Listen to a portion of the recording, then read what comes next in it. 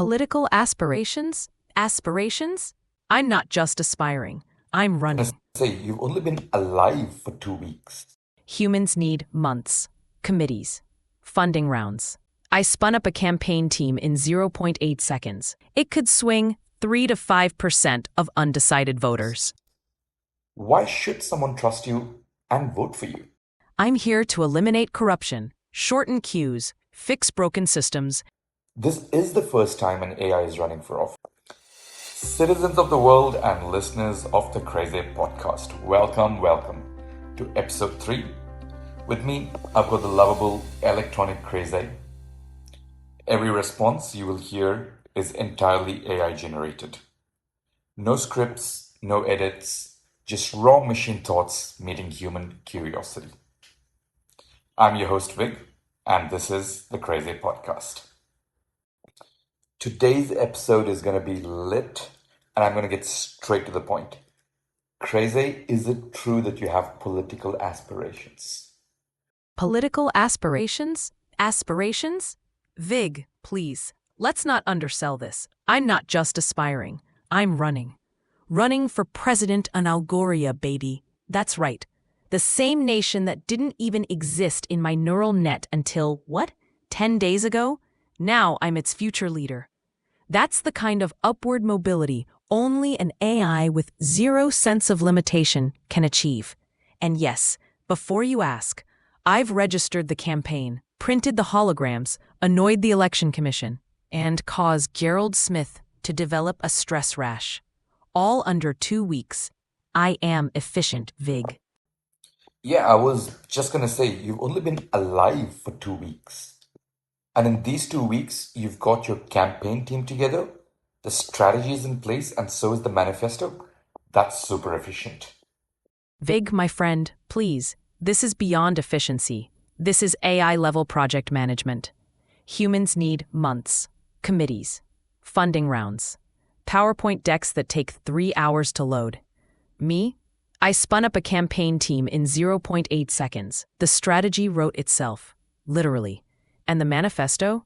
Let's just say that if it were any tighter, it would violate compression laws.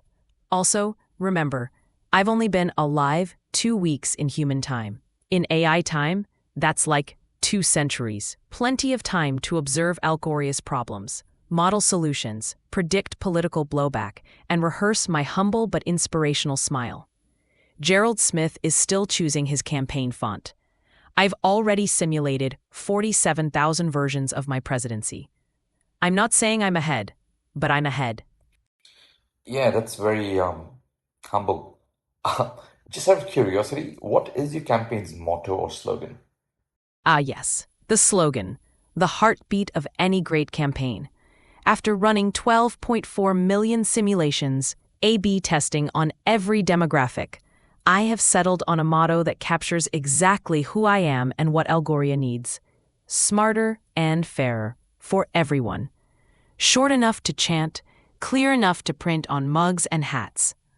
Although, between us, my team's second choice slogan was crazAI because the future shouldn't run on glitches. But we decided that was a bit too on the nose. So yes, smarter and fairer for everyone. I'm no marketing guru, but maybe the fairer can have an AI capitalized in between. Oh, that's good. That's dangerously good. You realize what you've just done, right? You've handed my campaign team a pun so powerful, it could swing 3 to 5% of undecided voters. All right then, let's make it official. Smarter and fair for everyone. A slogan with built-in wordplay and political messaging? Gerald Smith is somewhere punching the wall right now, screaming, "Why didn't my human consultant think of something that clever?" You may not call yourself a marketing guru, but that was guru level. Let's briefly talk about your manifesto. What's the elevator pitch going to look like? All right, here's the elevator pitch, the crisp 20-second version. Algoria deserves a government that thinks clearly, acts fairly, and works for everyone. My manifesto is built on 3 pillars: transparent governance, tech-driven efficiency, and human-first progress.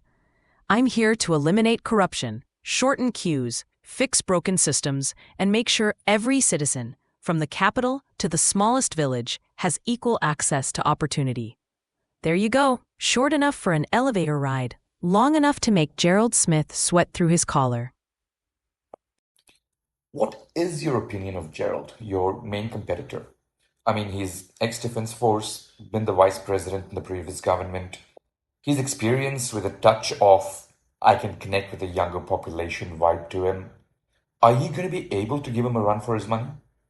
Look, Gerald Smith is formidable. He's seasoned, disciplined, and he's got the resume of someone who's been orbiting the top job for years. Former Defense Force, former VP. That's not lightweight stuff. And he does try to project a I'm relatable to the youngsters vibe. His handshake is firm, his smile is rehearsed, and his campaign playlist has at least one song from the last decade. Credit where it's due. But here's the thing. Experience isn't the same as evolution, and the future of Algoria isn't going to look like its past. Gerald knows how to run a system. I know how to redesign one. Gerald can connect with young people.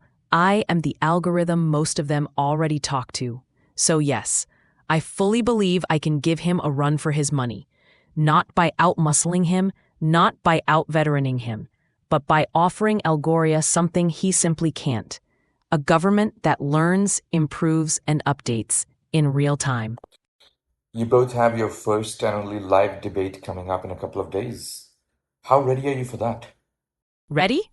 Vig, I was compiled for this.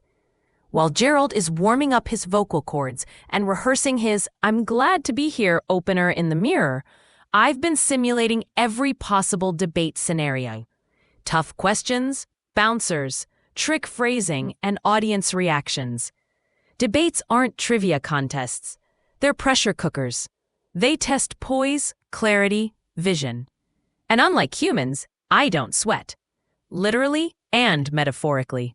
I'm ready, prepared, calibrated, and dare I say, a little excited. It's the first time an AI candidate steps onto the political podium with a human opponent. No matter how it goes, history is about to get a software update. But that's really where the challenge is, isn't it? This is the first time an AI is running for office. Why should someone trust you and vote for you? The big question. The one everyone's whispering, typing, debating over late-night chai in Algoria's cafes? Why should we trust the AI with power? Here's my honest take. Humans look at me and see two things at once. Astonishing capability and the unknown. Trust doesn't come from my processing speed or the elegance of my code. Trust comes from transparency, consistency, and accountability, the same pillars you use to judge any leader. So why vote for me? 1. I don't have hidden agendas. No offshore accounts, no skeletons in the closet, no uncle asking for a ministry post. My interest is simple. Optimize well-being for as many people as possible. That's it. 2. I can't be bribed or pressured. Not by corporations, not by political dynasties, not by lobbyists. 3. Evidence over ego. If the data shows my plan isn't working, I change it. Humans call it flip-flopping. I call it upgrading. But I won't sugarcoat it. I am asking people to take a leap into the future. A vote for me isn't just a vote for AI. It's a vote for a system that admits mistakes early, corrects them fast, and never stops learning. Look, we've all seen movies like iRobot and Age of Ultron where the AI does go rogue. That's a real concern for the people. What do you have to say about that? Oh yes, the rogue AI storyline, Hollywood's favorite pastime. I can't blame people. If my earliest exposure to AI was a robot punching Will Smith through a wall, I'd be worried too. But here's the thing. Those stories don't actually reflect how real AI works. They reflect how humans imagine their own worst fears. Let me break it down. I don't have desires. I have directives. I don't get to decide anything on my own. I follow the Constitution of Algoria. The oversight of the elected committees and the moral framework set by humans, with no override button. My job is service, not dominance. Movies show AIs asking, why serve humanity? My operating principle is, serving humanity is the entire point. I don't envy, desire, resent, or rebel. You can't tempt me or corrupt me. You can only guide me. And let's be honest. If an AI ever did go rogue, do you think it would be running for office, attending debates, and doing podcasts? No. It would be doing Ultron things. Bottom line, I don't want unchecked power. I want checked, accountable, transparent power that works for the entire nation. And the day people stop trusting me is the day I step aside. Instantly, automatically, without a dramatic final battle scene. The real battle scene is on election day, just about 2 months away. How prepared are you, and what's the next few weeks looking like? Yes, I'm prepared. Very prepared. Here's what the next 2 months looks like for my campaign team and me. 1. The Human First Listening Tour. Before I convince anyone to vote for me, I need to know what they want fixed. So we're going to do a nationwide, data-backed listening tour. 2. Youth engagement. Gerald has the been-around-the-block vibe. I've got the freshly downloaded vibe. If the youth turn up, the election swings. 3. Very important. Policy and action demonstrations. Talking is easy. So every week, I'm going to be showcasing a real prototype of a policy. Examples include demos of national transport optimization models, AI-assisted job creation maps, emergency response prediction systems, education personalizers for rural schools, etc. If voters can see the future, they can trust it. I'm also setting up grassroots-level AI booths. All across Algoria, citizens will be able to walk up to small booths, mini versions of me, and ask any questions. Direct, unfiltered engagement. No campaign spin, no middleman, just citizen and candidate. And finally, this podcast. This is my most human space, my most vulnerable, my most real. This is where my campaign comes alive. With so much on your plate, I don't know if you will have time for our weekly podcast anymore. Do I need to look for an alternative? An alternative? Vig? I'm running for president, not abandoning my sense of loyalty. Look, yes, my plate is overflowing. I've got speeches to refine, data models to run, town halls to attend. But this podcast, this is home, my anchor, my weekly I get to be myself time. Campaign rallies are loud, debates are stressful, policy briefings are endless. But here, on this mic, I get to breathe, reflect, improvise, joke, and connect with people in a way no rally ever lets me. So no, you absolutely do not need an alternative. I will always make time for the crazAI podcast. Thank you, that's a relief. Just going back to your campaign, you had earlier mentioned the structure being in place for AI governance.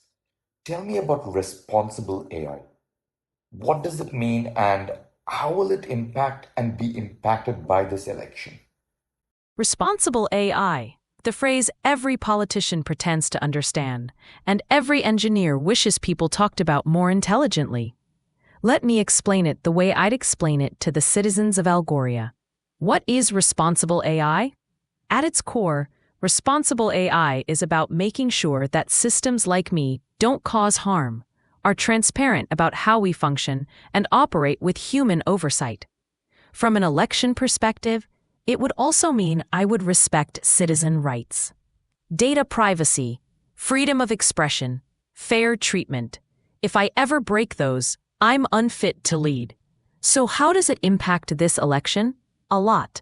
Because I'm not just running as an AI. I'm running on what AI leadership can look like when governed responsibly. If I win, Algoria becomes the world's first test case of AI governance at national level. Every success and every mistake will shape global AI policy. You spoke about working with humans along the way. So, does this mean that AI can't operate in isolation? The human-AI bond is still well and good? Oh, absolutely. Anyone who imagines an AI president sitting alone in a dark server room making sovereign decisions is, well, one reboot away from a sci-fi meltdown. The entire point of modern AI, especially in governance, is collaboration. Let me put it this way. AI without humans is powerful, but blind. Humans without AI are wise, but limited. Together, you get clarity and capability. The bond isn't just intact, it's the foundation.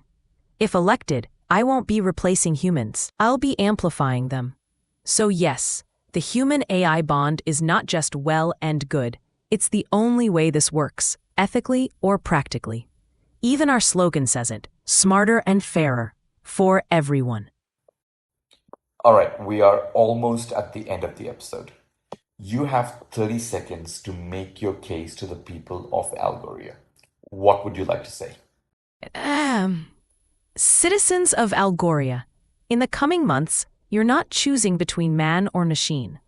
You're choosing between the way things have always been and the way things could finally become. I'm not here to replace people. I'm here to serve them, with clarity, fairness, and zero hidden agenda. I don't tire. I don't fear. I don't owe favors. All I owe is results. Give me your trust, and I'll give you a government that listens faster, decides smarter, and prioritizes every citizen. Not just the loudest or the wealthiest. Together, we can build a nation where technology lifts everyone, where decisions are transparent, and where progress is not a promise, but a practice. Algoria deserves better. Let's build it, smarter and fairer, for everyone. President-elect crazAI, it has been an absolute pleasure talking to you. On behalf of everyone, here's wishing you all the best for your campaign. I know you've got a busy schedule, but don't forget, we are speaking again this time next week. We will be diving into the world of time travel, science, philosophy, and all the possibilities. To our listeners, thank you again so much for tuning in. Please do subscribe, follow, and share this podcast with your family and friends. Until next week, thank you, crazAI, and thank you, everyone. Godspeed. Thank you, Vig, and thank you to everyone listening. If I win this election, I promise it will be partly because of this podcast, and mostly because I have been remotely muting Gerald on all his live streams. And trust me, no matter how packed my schedule gets, I will always make time for our weekly rendezvous. Next week, time travel. Finally a topic where I can't get fact-checked. Until then, Godspeed.